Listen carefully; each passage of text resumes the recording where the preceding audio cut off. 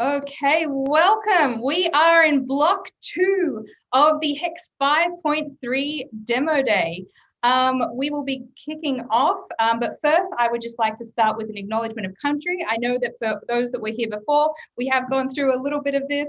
While this challenge is being hosted virtually all over the world, the Hacker Exchange team is coming physically from Melbourne. So we'd like to begin by acknowledging and paying our respects to the Wurundjeri people, the traditional custodians of the land in which we work, live and play.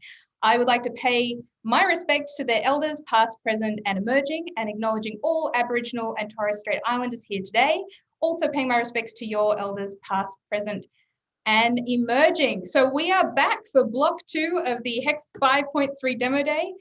If you have just joined us, we are Hacker Exchange, and I will be introducing our amazing guest judges in just a second. So what do we do here at HEX? The Hacker Exchange is on a mission to build the capacity of the next generation of founders, helping them launch high impact, globally competitive companies that create lasting and economic social value. Over the past 2 weeks, we have gone from ideation all the way to pitching. Now that's an incredibly intense couple of weeks. We've explored startup ecosystems from all over Asia. We've heard from founders, we've had guest speakers, we've done rapid prototyping, growth hacking, and everything in between. So for everyone that's just joined us for this afternoon block, welcome. We're HEX, reach out to us. We're always willing to make new friends. But first, I would like to extend a very, very warm welcome to our wonderful guest judges today. First, we have Daniel Fleming. So if you want to give a bit of a wave, Dan. Dan is an investment associate at Tempest Partners, who are investing in the next generation of impossible. He's an entrepreneur in his own right with Ragtag, and he's a new friend of HEX. I know he has experience in Hong Kong as well as Colorado and is currently dialing in from the beautiful city of Sydney. Welcome, Dan. Could you tell us a little bit about what you're going to be looking for from the pitches today? Yeah, awesome. Well, thanks so much for having me. Super excited to be here.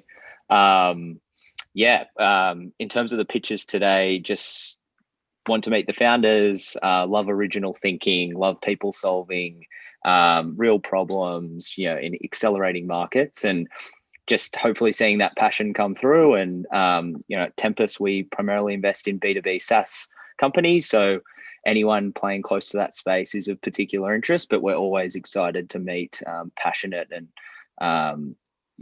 problem solving style founders. So yeah, excited to be here. Absolutely. Bring your passion out, 5.3 group. Now, I believe you've got a bit of an EY background, so someone else with an EY background and a great friend of Hacker Exchange. He heads up strategy and operations at DoorDash with a background in consulting, an avid volunteer, and did I mention he's a Hexy? Not just a Hexy, but also from our very, very first Hacker Exchange program over to San Francisco. He has a background in consulting. He's done everything from digital to theme parks and entertainment. Welcome to the wonderful Puji Fernando. Thank you for being here. What are you looking for out of the pitches today? Scrappiness to get to a solution, to approve that, some kind of product market fit, and just how that scrappiness has gone through that kind of iteration process. So looking for scrappy. Fantastic, looking for scrappy. Now we have someone who everyone recognizes. She's back again for the second block of judging. She is our dear leader, CEO and co-founder of the Hacker Exchange, award-winning technology thought leader, everything that you can possibly imagine and more. Jeanette, what are you looking for from block 2 of the HEX 5.3 pitches? Jack, I'm going to put Dear Leader onto my LinkedIn profile. I think that's going to be my next headline. So thank you very much for that. Great to see you guys again. I'm sure you're probably a little tired of my voice, but I'm super pumped to hear block 2. High expectations, guys, because you've seen the level of block 1. So bring your A game. Puji, I'm pretty sure we can deliver on Scrappy, and Dan, we can definitely deliver on people with creative thinking. So let's go. Let's bring it on. Absolutely. All right, so that's it. My name's Jack Benson. I'm the CXO of the Hacker Exchange, and I'm here for the next hour and a bit to take you through the final block of the HEX 5.3 pitches. Who is ready? Jump in the chat. Let us know how you're feeling. And may I please welcome our very first Hexy to the stage. Can I have Noah from Doorstop? Noah to the stage, please. Fantastic, Noah. Now for everyone watching at home that was not here for the block one, we have 3-minute pitches. When there's 30 seconds left, I will unmute myself and let our Hexies know that there's 30 seconds to go. At 3 minutes, I will be cutting you off, and then there is 2 to 3 minutes of of questions. So if you have a question, Pooji, Dan, Jeanette, just unmute yourself, and after a couple of minutes, I will cut you off too and invite the next pitch to go. So if we're ready, I will ask Noah to share his screen. There he is. Hey, Noah, how you doing? Yeah, not too bad. Hello, everyone. Cool. Ready to kick us off? Yep. Can you guys Excellent. see my screen? Absolutely, we can. So we may as well get straight to it because that's what you're here to see. Judges, can I get a thumbs up if you're ready? Very good. Noah, thumbs up. Awesome. All right. So over to you in 3, 2, 1, go. Too many of us have been here. You forgot it was your anniversary and you haven't gotten your partner the dress that she's been raving about. She's home in an hour and a half. You don't have time to go to the shops or buy it online. So what do? The best option for you is to order with Doorstop, and you will get that very dress in an hour or less. Hello, my name's Noah Keenan, the founder of Doorstop, the fastest delivery service that doesn't make you wait. We created this service because we were tired of the normal delivery taking too long to make such a simple and easy journey because of how inefficient these legacy systems are. This is all happening at a time where consumers are demanding faster delivery at an accelerating rate because of e-commerce giants like Amazon, which are devastating local as well as large retailers, all while increasing our greenhouse gas emissions. The solution is a sustainable 1 hour and same-day delivery service that is better than any other option on the market. We offer a customer app that shows everything that is available in the hour for such a simple shopping experience. We also offer a dashboard for our business partners that allows them to track orders, revenue, employees, and so much more. Our focus is on optimization and sustainability. When delivery is this fast, time is money. So we plan to optimize as much as we can by having features for our couriers, such as an AR map taking them to the pickup location, and an aim to have a fully automated EV fleet using drones for the last meter delivery. Because of the increased demand for faster delivery, the logistics industry is now one of the largest contributors and accelerators of greenhouse gas emissions. Our utilization of a full EV fleet will eliminate delivery emissions and speed up delivery times. The last mile is the most expensive part of delivery, but we have a way to make it extremely affordable and profitable. The main source of revenue is from our business partners, from which we charge a 5% commission for high volume retailers, and for low volume, a flat fee of $2.50 in addition to a 7.5% commission. This means that we provide better value than any competitor on the market. This goes for our customers as well as our business partners. Considering that we don't have any upfront costs, only a small commission, which is typically less than the cost of standard delivery. The e-commerce market is huge and accelerating, along with the demand of express delivery. The same-day service is only just getting off the ground with Amazon, but our service is optimized so it can be scaled sustainably, and we'd be the first to offer an affordable same-hour delivery service, with the aim to make same-day the standard and represent that market in whole. Thank you for listening. We're requesting mentorship and engineers to make same day the standard, and I'm happy to take any questions. Thank you.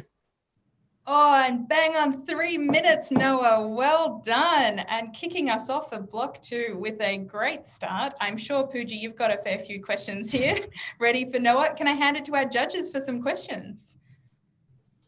Dan, you go first. Yeah, sure. I can jump in. Firstly, congrats, Noah. That was an awesome pitch, and love the thinking. Have a question focused around the drone element. I think that's a really exciting space. I think you're seeing a number of players in the US do this around like Walmart experimenting with it, that kind of thing. How do you think about the regulatory challenges of autonomous drones within urban environments and navigating that? Yeah, definitely. So there is a very big industry push from retailers like Amazon and Walmart that you said it before. And they're pushing very heavily to allow drones in urban environments, it's definitely a risk in the business model.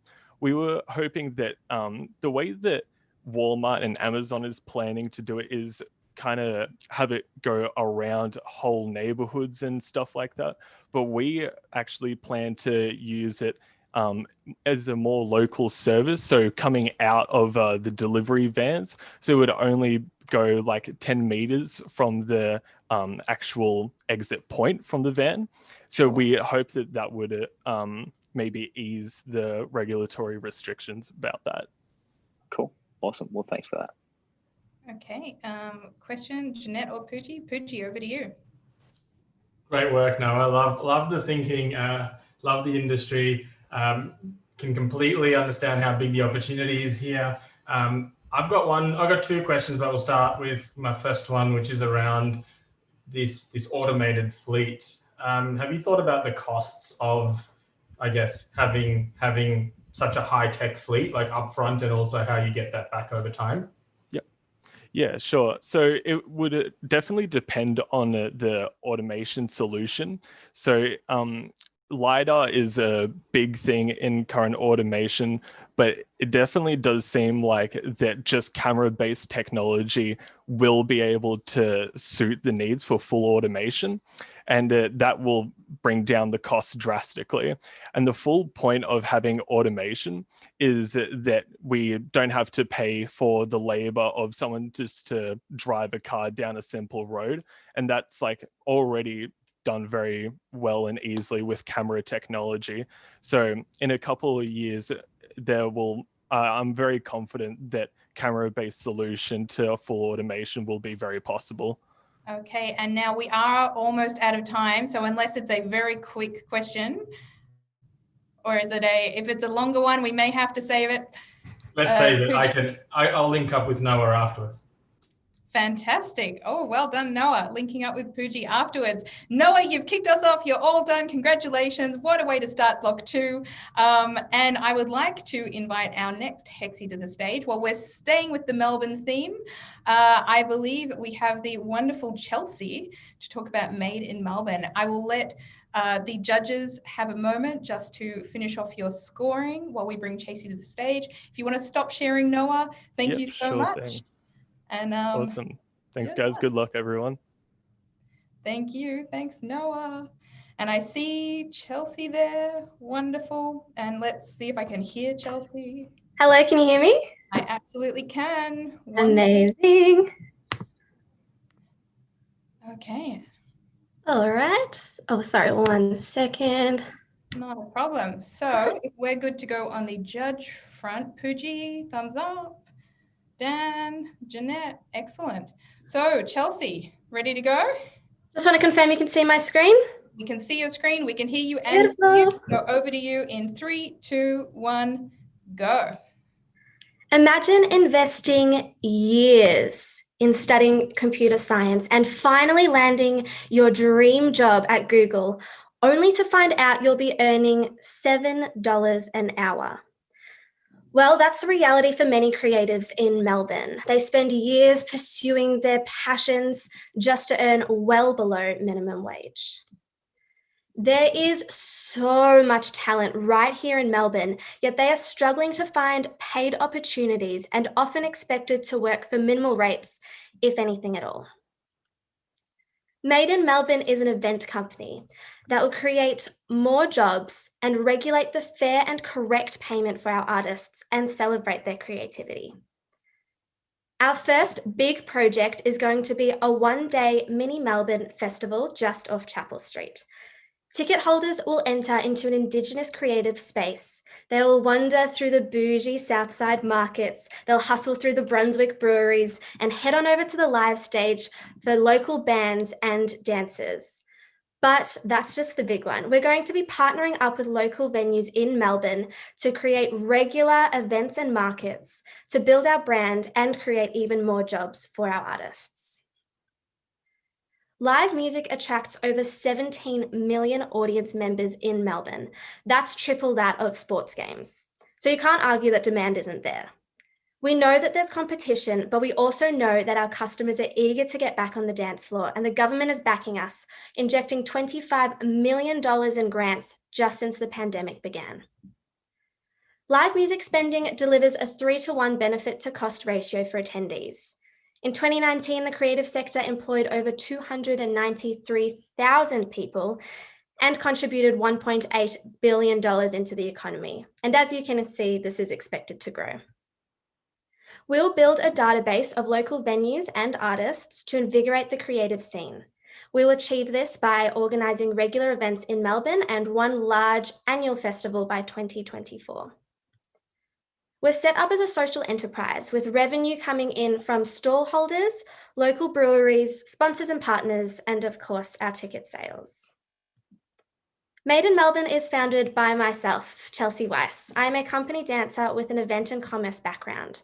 I'll be joined by Angie Liu and Shannon Dawes for industry expertise, and we'll be working alongside event experts from City of Melbourne and other organisations to get this off the ground and dancing.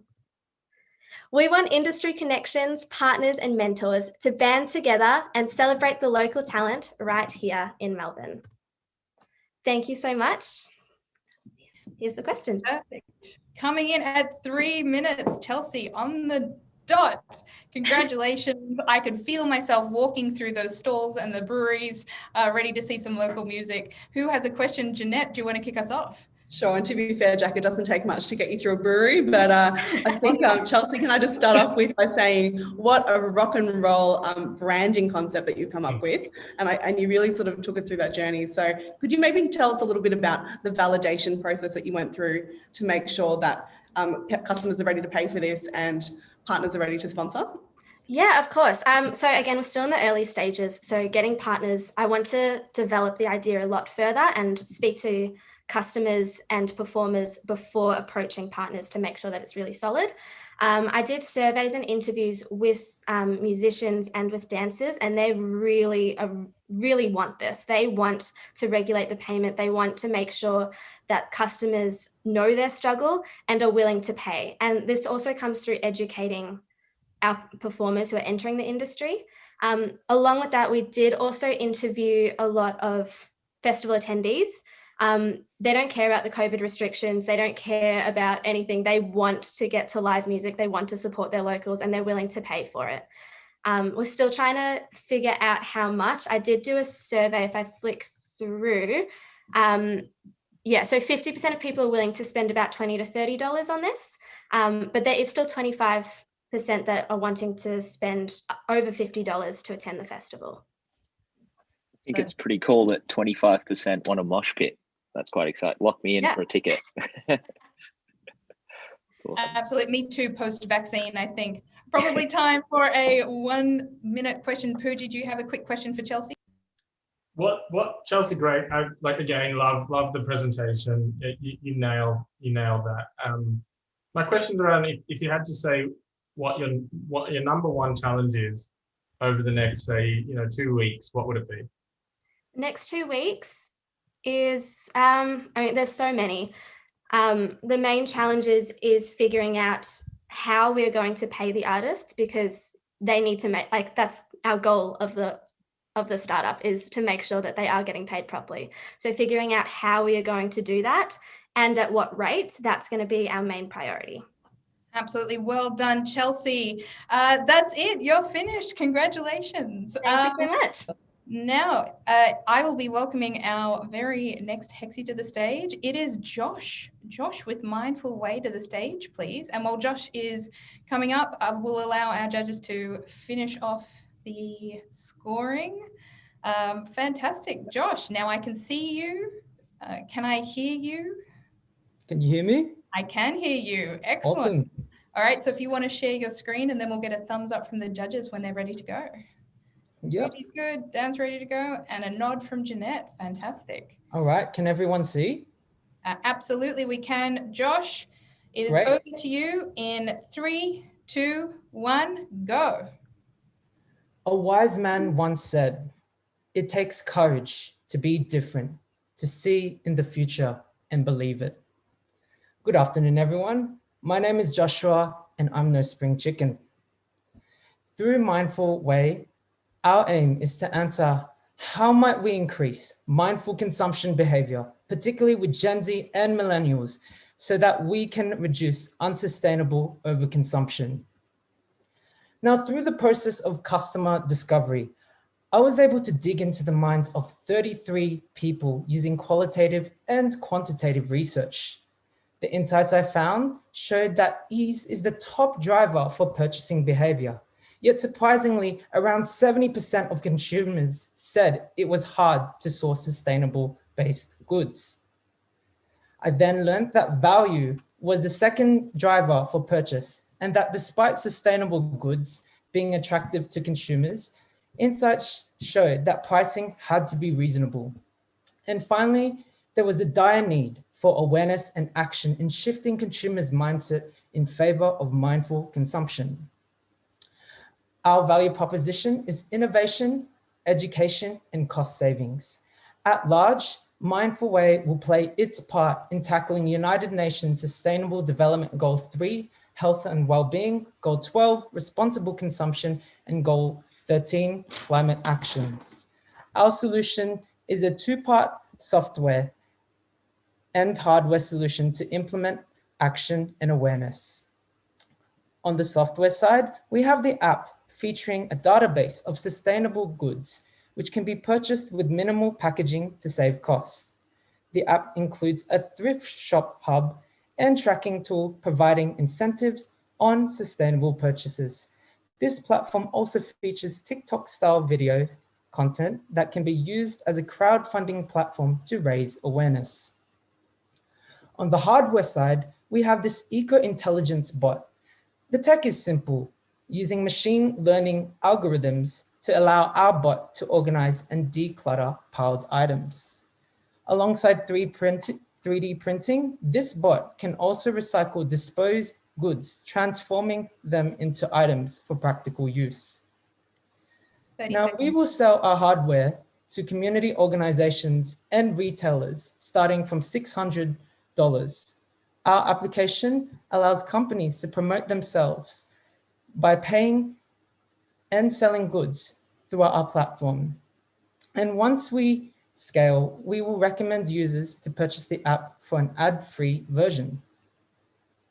Our market breakdown shows our hope to penetrate through this $150 billion market with revenue of $25,000 through direct sales. And now, we are a hard-working, passionate team. We ask for your guidance, mentorships, and connections.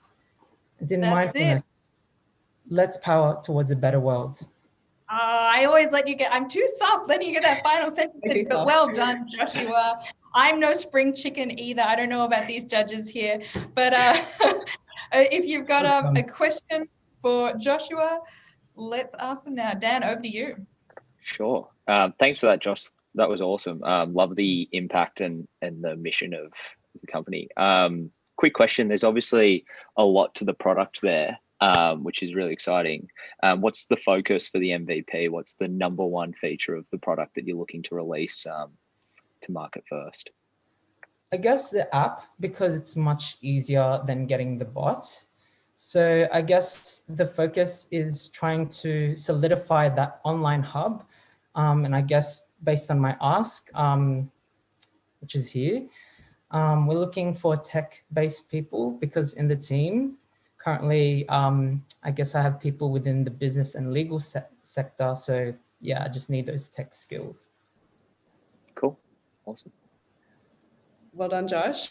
Can we actually come back a little bit to that solution? Because you've got the app, which I assume is for consumers, and the bot, which I wasn't sure who's going to use the bot. So can you talk me through the different target markets for these two solutions, please? Oh, okay, cool. So our software is geared towards consumers and retailers. And then for, I guess, the bot, it's geared towards, larger organizations because this is like very ambitious technology. So we thought that if we distribute the hardware to, let's say, community-based organizations or retailers, there would be more likely a use for it amongst, I guess, teams. In my insights, in my market research, what I found was that consumers, express like a skepticism of something like very ambitious and innovative as this. So I thought with the hardware side, I'd tap into a B2B market where with software, it's better for B2C. Now, I do have to stop you there. Well done, Joshua.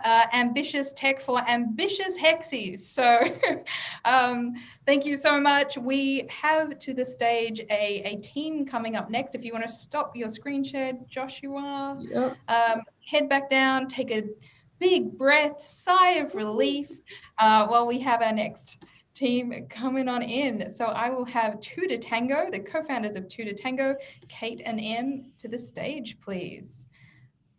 Now, while the judges are taking their final notes, Kate, I see you. Can I hear you? Hello. Yes, I can. Fantastic. Now, Emily, I see you. Can I hear you? Hello. Excellent. All we need is a screen share and we are good to go. Yep, I'm just going to get that up right now. And yep, can everyone see my screen? Yes, we can. All right, judges, ready to go? Fantastic. Awesome. Emily, Caitlin, good to go? All right, ready to go.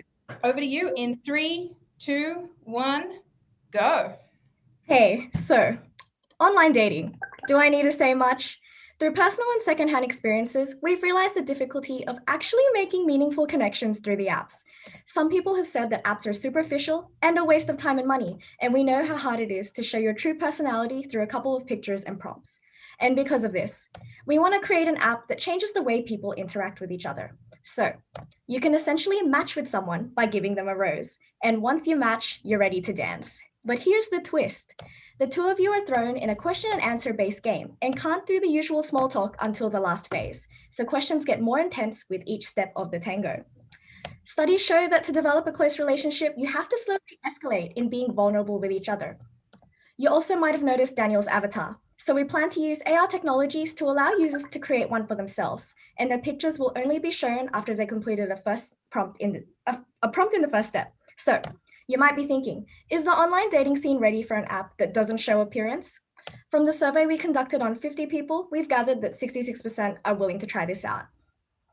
So why should you care? In 2018, the dating service market size was valued at $6.7 billion US, and it is expected to reach $9.9 billion in the next 5 years. And COVID has significantly increased the number of online interactions. Since 2013, the number of young adult dating has tripled in size, We can also scale with other demographics, which is women aged 38 to 40 that we tested with. We focus on emotional compatibility to help you find long-term serious relationship, and we suggest the meaningful questions that we know work for romantic connections. We guide users in translating the virtual connection to in-person by suggesting personalized first date locations with discount from partner restaurants, as well as trained staff to deal with any conflicts that arise during the date. We plan to have B2B partnership with restaurant and entertainment venues and provide them with diverse tiered options for marketing. So then they can choose to have increased marketing. Next slide, Kate. Increased marketing, and venue can track which customers come from the app. We decided against the premium membership to increase swipes. We don't want users to swipe frantically. The idea is quality over quantity. And additionally, current users feel that premium is very hit and miss in terms of value. And why us? We both have background in UX. We're passionate about delivering that experience just for you and that 11 stars experience. And we're also very in touch with the target market. So where do we go from here? To make this work, we would need help to reach out to people in tech to help us to develop the app. And also we're looking for mentors in marketing to help us with the skills to kickstart our dream into reality. And lastly, connections and relationship psychology to solidify the science behind what prompts we use and ensure that these are effective in creating solid connections. Yeah. That's it. Well done. And you got to the thank you slide. Well done, everyone. And what a prototype. My goodness. Okay, who's got some questions for team To Tango? Jeanette, Pooji, Dan? Now, I don't know if that was your picture on the prototype before, but that avatar did not look very much like you, Dan. You might want to update that. Yes, yeah, I dropped out there. Quick, great presentation, guys. Love the energy, love the platform view by integrating with B2Bs. My question is like, how are you going to get the word out there now? I know your ask is for marketing, but how are you going to get the word out about your product pretty much from tomorrow? Yeah, we can. I can take this, Kate. So we have an existing pool of user base that would want to progress to the next stage of prototype. And with this kind of app, it is very much word to mouth. Like, it's about the success stories. We have roadmaps, sort of like events that they can go to, but a lot of sort of digital marketing. And relying on that royalty to carry us through, because the powerful thing about dating app is the user pool. Thanks, Nicely done. Nicely done, Emily and Caitlin. Teamwork is always a good sort of test of your friendship and your resilience. So I think you've done a great job coming through this program together. I just wanted to actually just make a comment rather than a question, but I really do think that science-based relationship making has a market, and having validated it with a bunch of late 30, early 40 women recently, I suspect that you'll probably get some really interesting uptake there. So I would encourage you to sort of continue doing that research, and wanted to compliment you on your prototype. Yeah, that was more of a comment rather than a question, but well done, girls. All right, thank you so much. Fantastic. All right. Thank you, To Tango. That's probably all the time we have for questions. Congratulations. And you've met for the first time. Was it 2 weeks ago? No, we're based. Oh, you're both based in Sydney. Okay. All right. I know you came on the program. You never know where people are based when we're doing virtual programs. In the last one, we had someone that created a co-founder from Auckland all the way to New York, which was amazing. But it's amazing that you guys are in the same city to move this forward. That's awesome. To Tango, thank you so much. Our next Hexy, Yasmin, to the stage, please. And when you're good to go, we will head over to Yasmin. There you are. I can see you. I hear you. Okay, I'll just share my screen. Beautiful.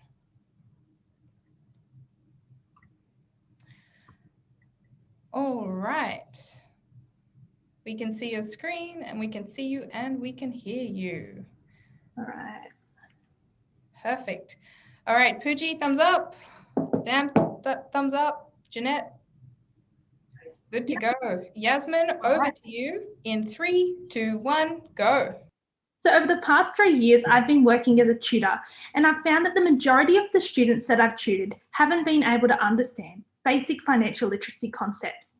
In subjects like maths and commerce, financial concepts are increasingly common in the syllabus, but schools aren't teaching them in a practical way.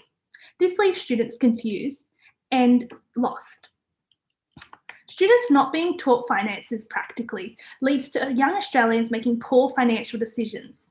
The average 21 to 25-year-old spends almost 99% of everything that they earn, and also borrowing heavily from their future. To address this, many schools use bank-run programs.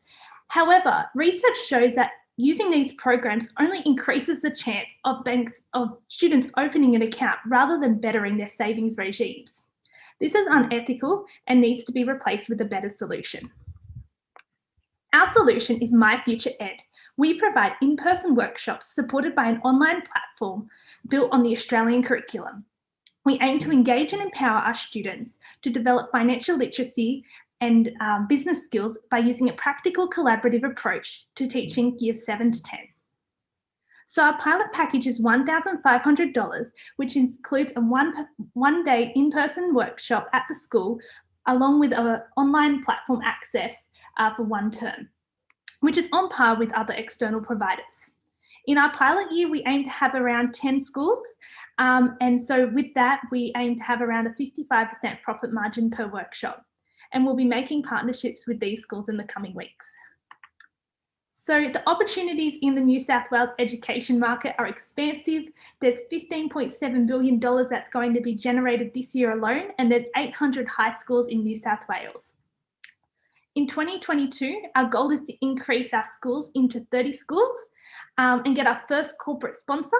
And in 2023, we also want to launch our teacher PD programs, because from our market research, we unexpectedly realised that the reason why it's not being taught properly in schools is because teachers don't have this knowledge. Our two main types of competition are bank run programs and workshop-based school activities. Our competitive advantage, though, is that we are curriculum focused, we're independent of any financial institution, and we focus on both financial literacy and business skills. However, being able to follow up with the students before and after the program is what differentiates us with all our other competitors, because we're able to allow the students to grasp and reconsider the content. So we'll be launching the program in the next few months. However, if you do have connections to anyone in the education industry, or you're passionate for our idea and want to join our project, then you're welcome to be a co-founder. Let us know and come join our journey to success. Thank you.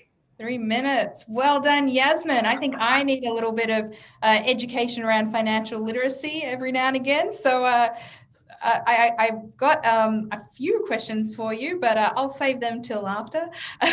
Right now we have questions from our judging panel though. Jeanette, Dan, Pooji, who'd like to jump in? Dan, yeah, sure. Happy to. Thanks for that, Yasmin. That's terrific. Quick question I had was around content and how you're thinking of building out a content bank to present to students. What's the thinking there, or how do you think you're going to tackle that one? Yeah, so basically we're going to do different programs to different subjects. So I'll just quickly go, this is a little bit of a writing slide, but basically I've mapped out, for example, one module in the commerce elective. So what we want to do is have really engaging practical course content. So it's like worksheets, board games, case study situations, like what would you do in John's situation, them sort of things. And yeah, we're just building it on the different curriculum modules. Cool, sounds great. A quick question from me, Yasmin. Love the research you've done here. You definitely know your content.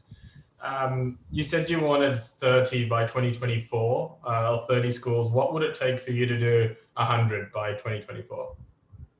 I think it's just being able to network with the right schools, because schools is a hard industry to get into. But once you've got the first few schools, I think word of mouth is very popular, and being able to have a corporate sponsor as well basically builds your credibility. So I think as soon as we start getting the credibility, we'll be able to increase our schools.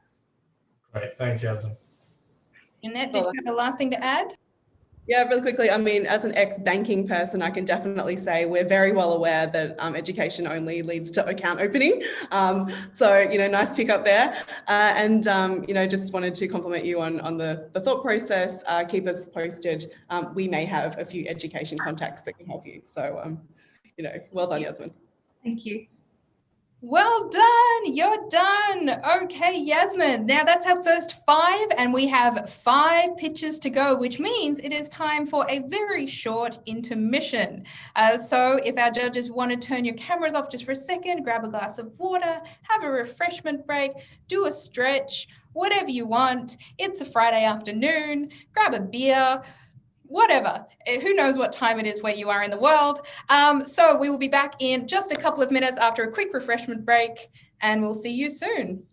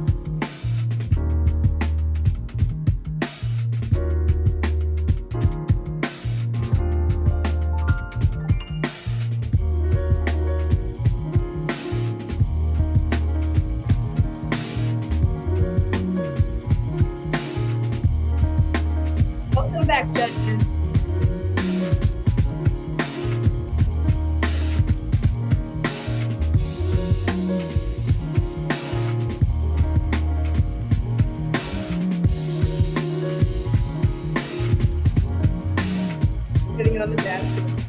The party. Like by Friday, I know.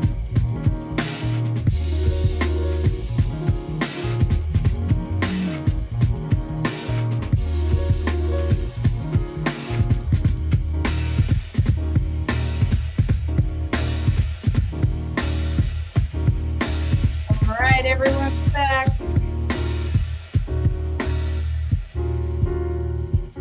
Ready to come back from intermission? There we go. And we're back.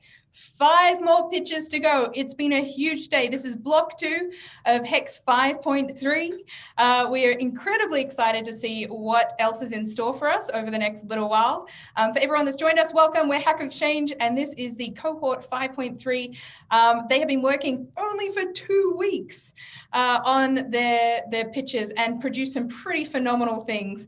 Did I mention they're also from all over the world? So I believe our next pitch is coming all the way from beautiful Auckland. So Bobbin, can I have Bobbin to the stage? We have people coming in from Auckland, all around APAC. We even have someone dialing in from the States in a couple more pitches time. So who knows what time it is there. Very cruel of us to put him in block 2. I'm very sorry, Matt. But Bobbin to the stage, please. Judges, how have you found the first half so far? Nods? Impressive, super impressive. Super impressive. Well done, everyone. Okay, Bobbin, I can see your screen, but I cannot see you. So we'll do a quick sound check and a video check. There you are, looking sharp, suit jacket and all. That's what I like to see. That's my better rope. Yeah. Awesome. Okay, well, let's get moving. 5 final pitches. HEX 5.3. Bobbin, we can see you, we can hear you. 3 minutes, over to you in 3, 2, 1, go. Good afternoon, everyone. My name is Bobbin, and my project name is GoTrain, and our mission is to make exercise fun, effective, and more accessible. So the problem we define is that exercise is not accessible or reliable in China. So to be more specific, the only offering in the Chinese market is a year-bound membership, which costs like a monthly salary of people with average income, and you have to pay the full price before you even start exercise. And secondly, there are thousands of certificates in the market, so you're never gonna know what kind of instructor you're gonna get. And lastly, the studio are having problem attracting customers, so gym owners are just paying for the rent and the instructors for very little return. So to deal with this problem, we built this platform that sells group fitness classes with detailed information and reviews. Now, with this platform, you can just pay $2 and go to any classes you like to go without holding a membership. And also, as we gathered information and the reviews from other customers, now you get to tell which class is good or bad for you, or the gyms and instructors. And lastly, with more people purchasing the classes and paying to the gym owners, this can be a new revenue and better utility of the studios. Most importantly, the new revenue of gym owners and the instructors as they are taking a cut. So let me walk you through the product itself. So you can search class by instructors, gym, class type, and best price. So if you click in the class, you can see the certificates of the instructor, you can see the time, you can see the description of the class, and you can see the address. And if you want to go to class, you just click join class and you can make the payment on WeChat, which is very easy. And also there's something you need to notice before you're doing the classes to make you safe, and you can see the reviews from others for you to tell which this class is good or bad for you. So competitive advantage. So we have no competition with the traditional gyms because they are our partners. And also we provide working opportunities to all instructors, and we are providing them a new revenue stream, so they will be more motivated to teach the classes. And lastly, we don't have our own studio, so we have much lower cost than our competitors over here. And also the market size. So the fitness industry in China is worth $26 billion, and group fitness classes is $2.4 billion. And at the end of this financial year, we estimate to get 900K as our market share. And over here is the user number we had at a peak, which is 4,000 users, and the future roadmap. So I'm going to tell you more detail about what I'm going to get at the end of this financial year is over here, and 10 times bigger next year, and 100 times bigger the year after. And okay, the marketing channels. So we serve all customers from all consumption levels, which is 35 million people in China, and still growing 10%, 20% per year. And we will approach existing customers of our partners and instructors, which is 15 million people. 3 minutes. Final slide, please, Bobbin. Head to your Q&A, and that's it. You did it. Oh, I could definitely use a few fitness classes after 2020 year of Netflix and couch. So who's got some questions here for Bobbin? Pooji, start us off. Yeah, I'll go first. Great presentation, Bobbin. Our question is, can you tell me a little bit about how you're going to onboard all of these partners, these gyms? How do they get on the platform? That's a great question, because they are doing this membership for a reason, because they know that people are going to quit weeks after or months after, so they will secure their revenue with a membership. But the problem is that most of the people don't get the membership because I don't trust you. You show me around in the gym and you cost me like $1,000. That's not realistic. But after a few classes with guidance, with motivation and calorie bench, I know, oh, exercise is effective to me, and now I will make the purchase. And also they put their information on my platform is also a promoting and marketing for their class, for their business. So that is why they are partnering up with me. And I already have some like 20 gyms partnering up with me at the moment. Fantastic. That's incredible. Thanks, Bobbin. Yeah, thank you. 20 gyms. Any questions from Jeanette or Dan? Well, Bobbin, I just wanted to say, given that the last time I heard you practice this pitch, it was at 6.5 minutes. You've done an incredible job distilling it down to the great content that we've got here. Could you maybe share with us a little bit about, your expertise working in the Chinese fitness market? I can just tell you that I had that slides, but I deleted it. So I'm majoring in marketing, entrepreneurship, and exercise science. And before that, when I was 18, I'm now 22, I was the gym manager. I was an instructor, and I was the sales dude in the gym that distract you all the times. With a background being a sales dude in a gym, what more expertise could you want? Can I also say that Bobbin is doing this for the Chinese market, currently in New Zealand, and yet has managed to do all of the financials in Australian dollars just for our judges here today. So congratulations, Bobbin, well done. We will head you back into the crowd, go celebrate, take a deep breath, do whatever you want, you're done now. And we will welcome our next soon to be Hexy to the stage. Can we have Vani to the stage, please? So well done, Bobbin. Thank you. Okay, very nice. Thank you, Bobbin. I could definitely use a few gym sessions. I think maybe that's for 2021.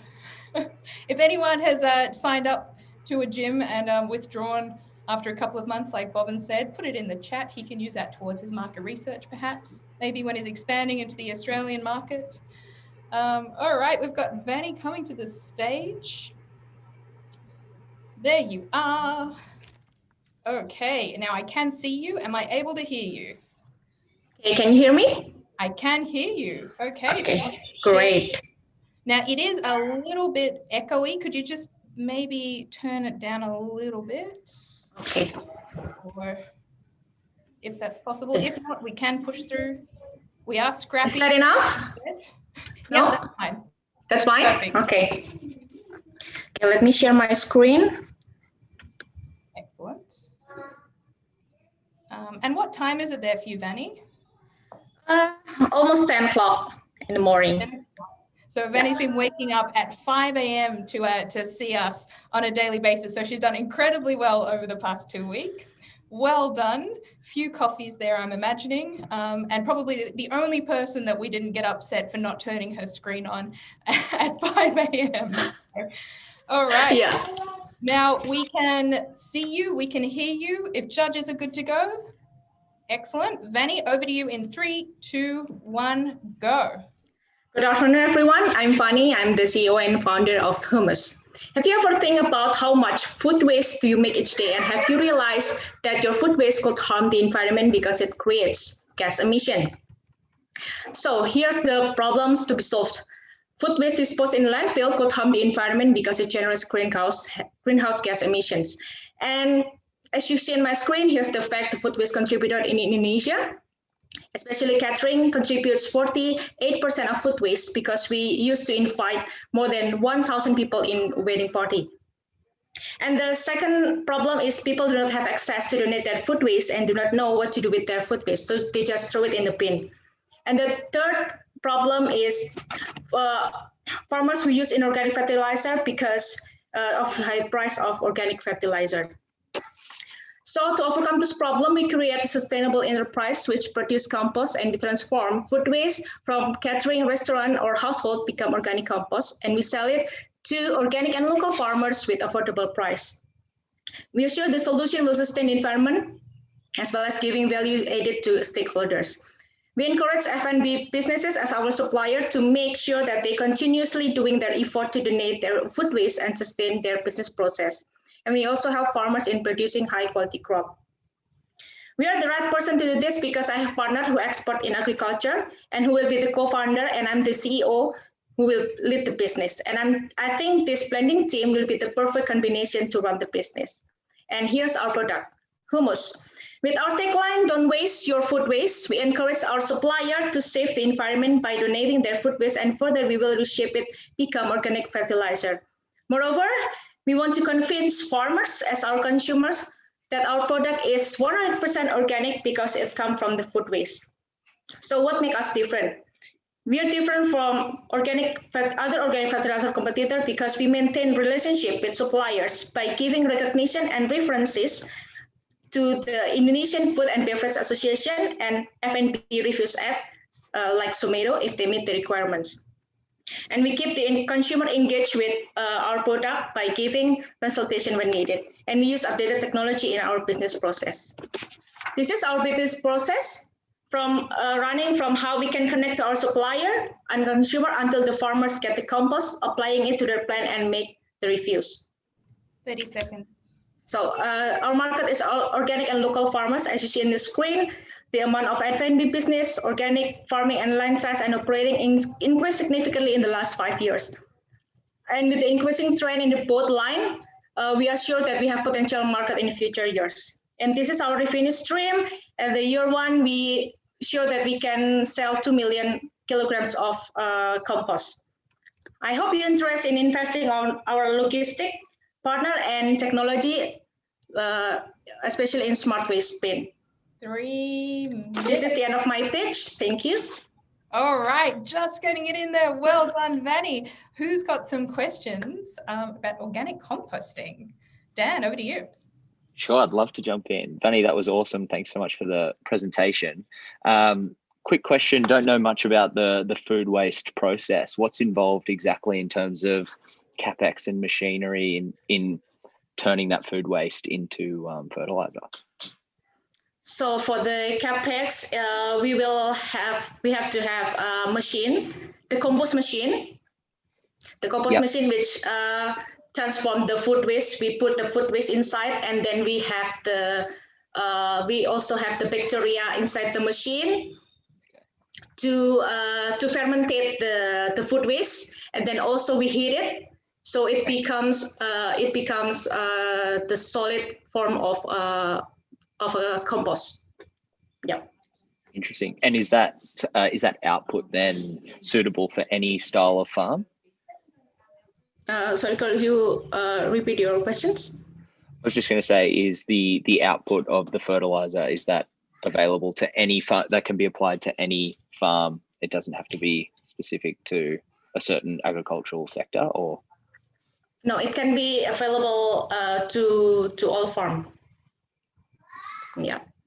Great. Okay. Awesome. We've got final 20 seconds left. If Pooji or Jeanette have a question or comment for Vani.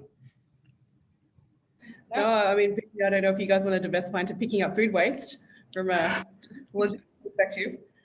But Vani, well done, and thank you for bringing the true Asia Pacific cohort vibe to the crew. Well done on solving a big problem as well.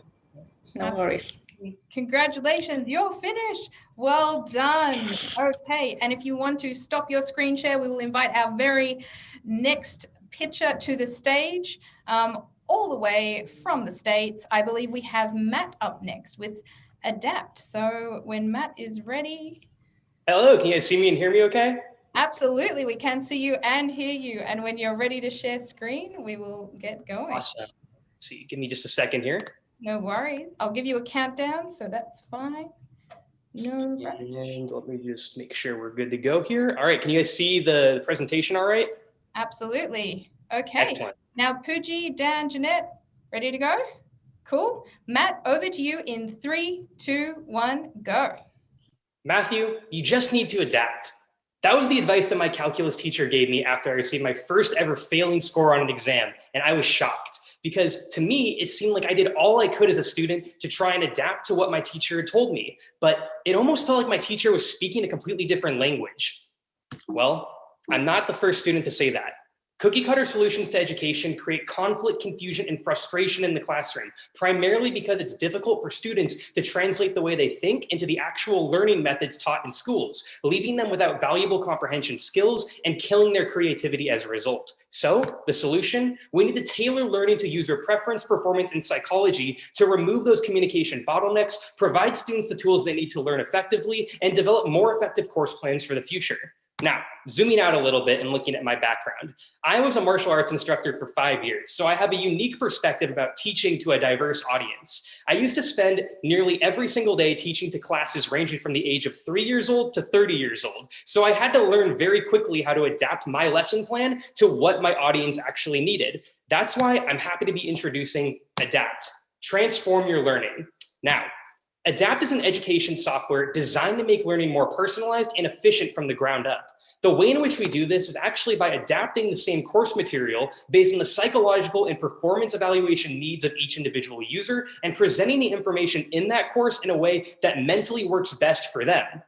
Also, we offer feedback and recommendations for learning designed around student personality, which allows us to create career recommendations based on both their personality type and their performance in the courses. Below, I have a QR code which links you to a live demo of this application, but we can come back to this later.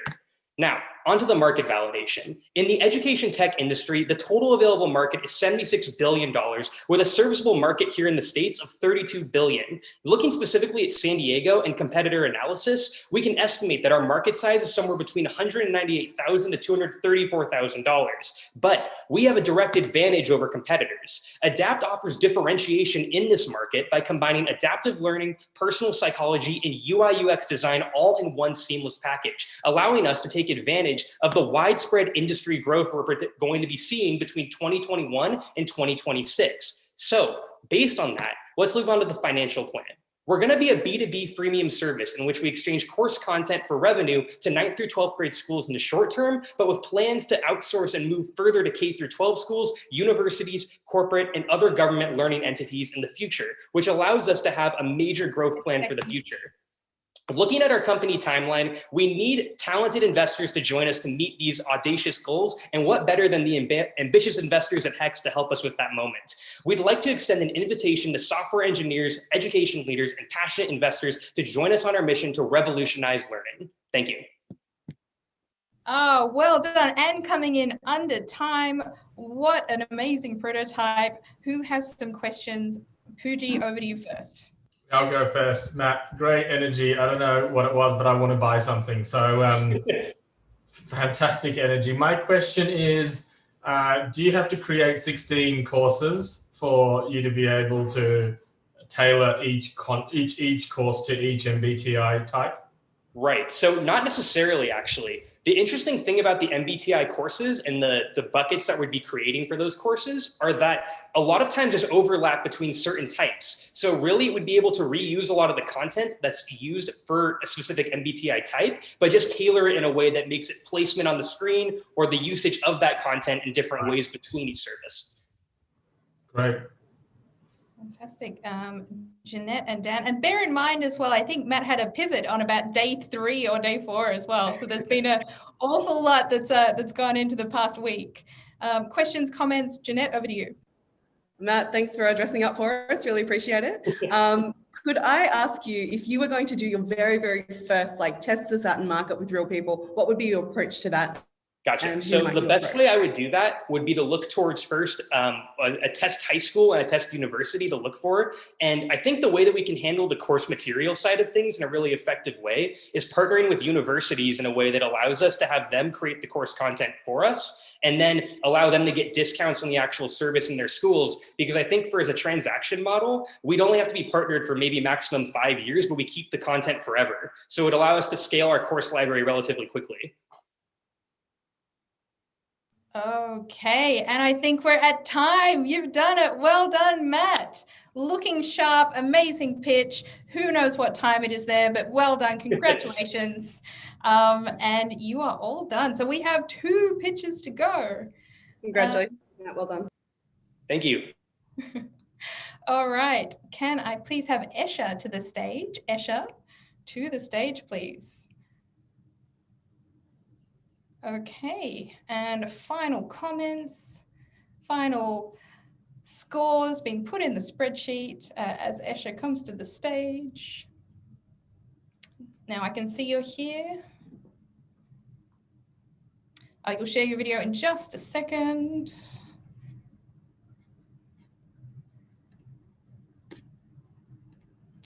Alrighty. Now, only 2 more to go on this Friday afternoon in Melbourne. I believe it's still Thursday night for Matt, so he's got his whole Friday off. But Esha, we can see you now. Are we able to hear you? Hello, can you guys hear me? Yes, we can. All right, so when you share your screen, we will get going.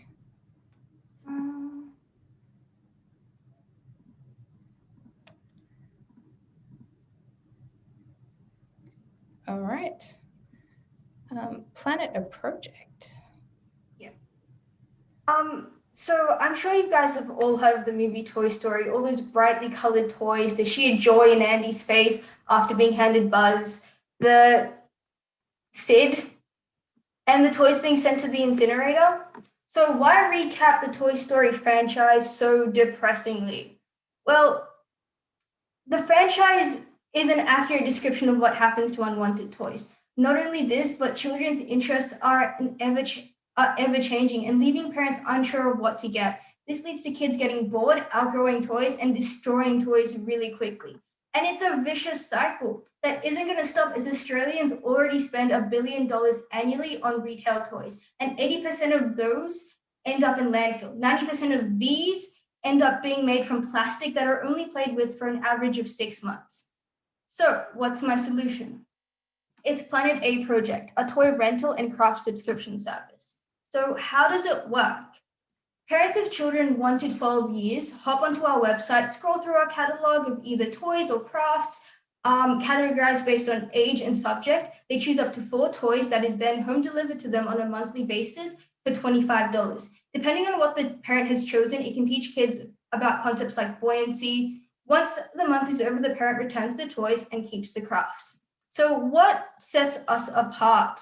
At Planet A Project, our mission is to reduce waste through play, to become a leading provider in quality education. We have a strong focus on building foundational skills by exposing children to various methods of thinking, as 85% of brain development occurs within the first 5 years. All of our toys and packaging are biodegradable and sustainable to provide children with the best future possible. We have a strong community. We have a strong culture of giving back to the community by being Australian owned and made. Thus, we actively try to hire minority groups to upskill them to provide them with a launch pad. Now, let's talk about the market. The toy industry is predicted to generate $120 billion in revenue by 2023, and with a 5% CAGR increase annually in the APAC region due to rapid urbanization, increasing spending capacity. And we plan to expand into this region. And currently in Australia, we have a market of 2.2 million potential customers, and we only need a minimum of 10,000 to make a revenue of 250,000 monthly. In terms of growth potential, by 2048, the number of children will increase to 6.4 million in Australia, and the sharing economy is expected to reach 335 billion by 2025 as people become more environmentally conscious. In terms of major competitors, Green Pinata doesn't ship to Australia or the APAC region. KiwiCo and Love Every don't focus on sustainability regarding their product catalog. So what makes me qualified to run this business? I have a multidisciplinary background in product design and creative intelligence and innovation.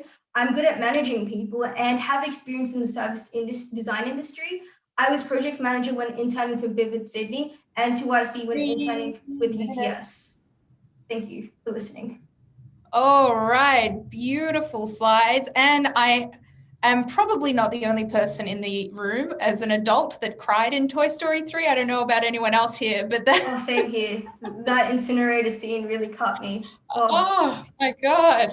Oh, the feels. So on that note, I'll hand it over to one of the judges to ask some questions.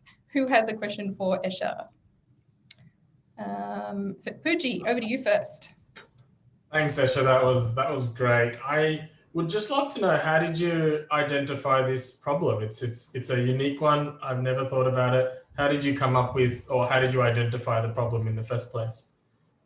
So this is kind of an extent, like we did an assessment at my university, and this was one of the problem spaces that our lecturer put forward. It's like the toy industry generates so much plastic waste. Think about something to do about it. And then I did a whole ton of market research. I talked to education majors, game designers, other product designers, and kind of came up with a foundational basis for this. And then through HEX, I was really able to expand and look into the business side of things because my background doesn't provide that. Fantastic. Well, keep at it. Thank you. Now, Dan, did you have something that you wanted to add there? Yeah, sure. Thanks for that, Esha. Yeah, love the concept. Like Pooji said, never thought about this, and I think it's brilliant. Quick question around just toy branding and toy design. What's going to direct the products that you're going to release, and how do you think you're going to develop that over time? So I was thinking like the best approach for the business, so we can focus on that educational aspect, was to outsource the toys to Australian companies, toy manufacturers that are very ethical and sustainable in the materials that they use. Awesome. All right, that's it. That's all the time we have. Jeanette, unless you wanted to get your last 10 seconds in. Just a quick note to say, I really respect the way you dropped your credibility at the end there, Esha. I think that's something that founders really need to do. And, I'm glad that you owned it. So great presentation, and thank you very much. Thank you. All right, thank you. Now, last but not least, can I welcome our very last final pitch for the day. We have Samir coming to the stage to talk about split save. So Samir, when you're ready. Now we can see that you're here. We will get you to share your video. Okay, we've got your screen, perfect. Now we just need to see and hear you. And cool, am I here? Okay, I can hear you, and now I can see you. All Awesome. Right, that's it. Final pitch for the day. Bring it home, Samir. We believe in you. Over to you. Judges ready? Thumbs up. Yep. 3, 2, 1, go. So when I go out and have dinner with my friends or buy rounds of drinks, I'll leave the night having paid far more than I need to avoid the hassle of going through my bank statement or working out what I owe from receipts. And if I pay and don't get the money on the night, I'm often stuck chasing people for days after, trying to get them to pay their share, sometimes not even bothering at all. In exploring this problem space, I found the ultimate issue is payment splitting apps lack good end-to-end capabilities, as they require multiple off-app touchpoints to supplement use in their services. To address this problem, I'm developing SplitSave, an app that holds end-to-end functionality at its core, capitalizing on the market's familiarity with the useful components of competitors' apps, whilst improving on their shortcomings for expanding on UX capabilities. To gain an understanding of the current market leaders in the payment splitting industry, I did a competitor analysis pertaining to app functionality, as shown in the table, indicating SplitSave's competencies that are mutual or differentiated from competitors. As for the mutual functions with competitors, SplitSave actively tracks the debits and credits between individuals and within groups. It has customizable data display and input options, and it allows for the formation of permanent and temporary groups. As for the differentiating functions, the app will utilize both bank banner and bank statement input prompts The banners will appear when Apple or Samsung Pay are used in the transaction process, showing the dollar value and merchant involved. Users can click or swipe them, directing them to a page that will where they can nominate a group or individual they wish to split the expense with. Alternatively, an informal version of the user's bank statement will exist in the app, allowing them to select transactions and nominate them to groups. Moreover, the app will facilitate automated payments. Following the initial inputs of value, due date, frequency, the app will facilitate an automatic payment request to the user's banking app. These requests will similarly pop up as a banner, upon which approval can be granted using their banking app passcode. The reason the app will never handle money directly is to maintain higher data security standards. With regards to the target segment, the customer profile in mind would be aged between 18 and 35, as it represents 70% of the shared housing market, leading a fast-paced lifestyle or on-the-go lifestyle, such as a student or graduate. And these characteristics were derived from the market potential for automated payments. In terms of the revenue model, from the facilitation, SplitSave will generate revenue from the facilitation of payment requests in the same way that merchant fees operate. Groupie is the main competitor that uses this model, the cheapest option at 1.95%. I think this figure could be undercut as Groupie neglects the automated splitting market that exists with subscription-based business models and rent payments. My primary ask is to be put in contact with people who have a more holistic understanding of the overall fintech and payment systems industries. And similarly, I'll be looking for mentorship and advice as I proceed with my business idea and further into my career. Thank you very much, and I'm happy to answer any questions. Well done, Samir. Final pitch for the day. Congratulations. Now it's time for questions from our judges. Any questions? Pooji, Dan, Jeanette? Questions for Samir. Jeanette, over to you. Samir, well done. And I like the idea of working with students with a fast-paced lifestyle with the share housing, good stuff. Can I ask you a little bit about how you might approach integrating with all of those very important bank feeds and stuff? It's a super long sales process. Do you have some ideas of how you might approach it? Yeah, so I've consulted with a few computer science engineers, and there's two routes I can go about it. In the short term, it would probably be year or so. Yeah, I think looking at sort of partnering with one particular bank first, it could be an interesting model, especially to, anyway, from a channel perspective as well. Thanks, Samir. Okay, final question, comment? No? Okay, Samir, you're done. You're off the hook. We're complete. We've finished. 5.3, congratulations. So for the judges, I'm about to put our green room Zoom link into the chat. So if you want to come across, we will have a quick discussion about who has won the second block of the pitches today. So there we go. Loving the chat. Crowd goes wild. Well done, everyone. We will be gone for just a couple of minutes. So if our judges could just hop into the link, I will post it again. And for everyone else, just sit tight. We'll be back in a couple of minutes. There we go.